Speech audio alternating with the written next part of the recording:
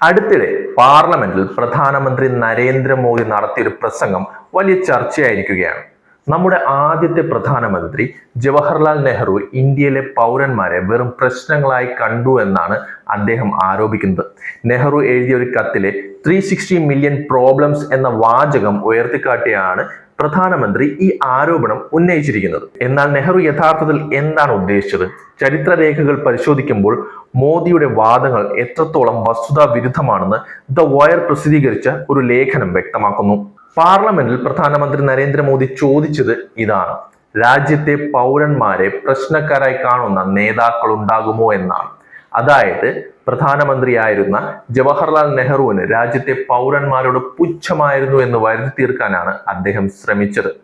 നെഹ്റു പണ്ട് മുഖ്യമന്ത്രിമാർക്ക് അയച്ച ഒരു കത്തിലെ ഒരു വാചകം എടുത്തുകാട്ടിയാണ് പ്രധാനമന്ത്രി ഈ ആരോപണം ഉന്നയിക്കുന്നത്. എന്നാൽ ആ വാക്കിന്റെ പശ്ചാത്തലം മൊത്തത്തിൽ മാറ്റി നെഹ്റുവിനെ കരിവാരി തേക്കാനാണ് ഈ ശ്രമം. നെഹ്റു ഈ കത്ത് എഴുതുന്നത് 1950കളിലാണ്. അന്ന് ഇന്ത്യയിലെ ജനസംഖ്യ ഏകദേശം 36 കോടിയാണ്. മഹാരാഷ്ട്രയിലെ മറ്റും വരൾച്ച ബാധിച്ച പ്രദേശങ്ങൾ സന്ദർശിച്ച ശേഷം അവിടുത്തെ കർഷകരുടെ ദുരിതം നേരിട്ട് കണ്ട മനസ്താപത്തോടെയാണ് അദ്ദേഹം ആ കത്ത് എഴുതിയത്. അദ്ദേഹം പറഞ്ഞു: സ്ഥിതിവിവര കണക്കുകളിലൂടെയും ഫയലുകളുടെയും നോക്കുമ്പോൾ നമുക്ക് മനുഷ്യത്വപരമായ വശം നഷ്ടപ്പെട്ടേക്കാം. ഓരോ വ്യക്തിയും നമുക്ക് ഓരോ പ്രശ്നമാണ്. അവരുടെ ക്ഷേമമാണ് നമ്മുടെ ആശങ്ക. 360 ദശലക്ഷം പ്രശ്നങ്ങളാണ് നമുക്ക് മുന്നിലുള്ളതെന്ന് ഞാൻ പറയുന്നത് അതുകൊണ്ടാണ്. നെഹ്റു ഇവിടെ ജനങ്ങളെ ഒരു ഭാരമായി അല്ല കണക്കാക്കുന്നത്. ജനങ്ങളെ വെറും അക്കങ്ങളായി കണക്കാക്കുന്ന ഉദ്യോഗസ്ഥ ഭരണകൂടത്തെ വിമർശിക്കുകയാണ് അദ്ദേഹം അവിടെ ചെയ്തിരിക്കുന്നത്. ജനങ്ങൾ വെറും സ്ഥിതിവിവര കണക്കുകൾ മാത്രമല്ല, അവർക്ക് അവകാശങ്ങളെല്ലാം ലഭിക്കേണ്ട മനുഷ്യരാണെന്ന മാനവികമായ ഒരു കാര്യമാണ് നെഹ്റു അവിടെ ചൂണ്ടിക്കാട്ടിയത്. നെഹ്റു ഇവിടെ ജനങ്ങളെ ഭാരമായി അല്ല കണക്കാക്കുന്നത്. നെഹ്റു ഇവിടെ ചെയ്തിരിക്കുന്നത് ജനങ്ങളെ വെറും അക്കങ്ങളായി കണക്കാക്കുന്ന ഉദ്യോഗസ്ഥ ഭരണകൂടത്തെ വിമർശിക്കുകയാണ് ചെയ്യുന്നത്.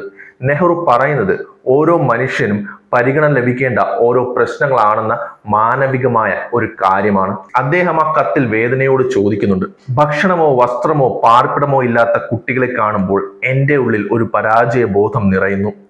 ഓരോ വ്യക്തിയുടെയും ദുരിതം ഭരണകൂടത്തിന്റെ പരാജയമാണ്. ഒരു ഏകാധിപതിയുടെ ഗർവമല്ല, മറിച്ച് ജനങ്ങളുടെ ദാരിദ്ര്യത്തിൽ നേരുന്ന ഒരു ജനാധിപത്യവാദിയുടെ ആത്മവിമർശനമായിരുന്നു അത്. ലേഖനം ചൂണ്ടിക്കാണിക്കുന്ന മറ്റൊരു കാര്യമുണ്ട്.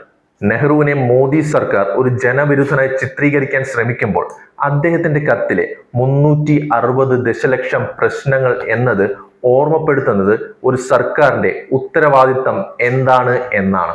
പ്രശ്നം ജനങ്ങളല്ല, മറിച്ച് ജനങ്ങൾ അനുഭവിക്കുന്ന കഷ്ടപ്പാടുകൾ പരിഹരിക്കേണ്ടത് സർക്കാരിന്റെ ബാധ്യതയാണെന്ന് അദ്ദേഹം അർത്ഥമാക്കിയത്. ഇന്ന് ചരിത്രത്തെ വളച്ചൊടിച്ചുകൊണ്ട് നെഹ്റുവിന് ജനങ്ങളെ ഭയമായിരുന്നു അല്ലെങ്കിൽ പുച്ഛമായിരുന്നു എന്ന് വരുത്തി തീർക്കാനാണ് നിലവിലെ ഭരണകൂടം ശ്രമിക്കുന്നത്.